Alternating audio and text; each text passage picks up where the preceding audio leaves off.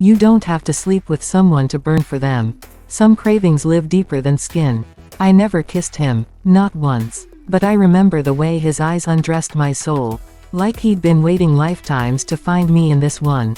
We weren't lovers. We were something worse. Slower. Deeper. The kind of intimacy that slips in quietly and destroys everything it touches, from the inside. He worked down the hall. We met over harmless things, fabric swatches, coffee breaks, passing glances in 2 small rooms. I told myself it was fine. I was married. He was kind. But somehow, he knew the version of me no one had ever met. He noticed the lipstick I stopped wearing. The sigh I swallowed during meetings. The way I twisted my ring when I felt unseen. He never touched me. He just saw me. And that was enough to start the fire. He'd say things I never expected. You smile like it's stitched on too tight. You laugh like someone told you to. You design beautiful things, but you look like someone who doesn't feel at home anywhere. I laughed, deflected, but every time I went home, I dreamed of him. Not naked, not breathless. Just there, looking at me like I mattered.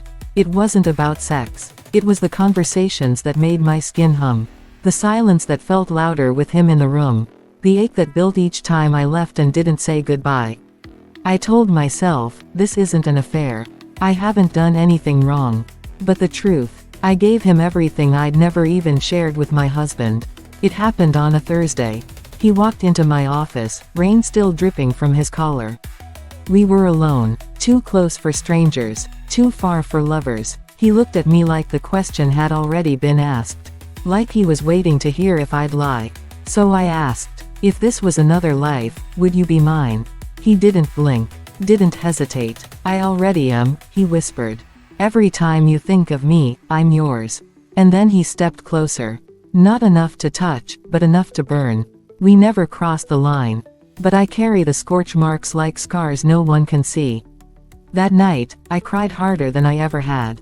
Not because I was guilty, but because nothing in my life had ever felt more real than something that didn't even happen. He's gone now. I still see him in my mind.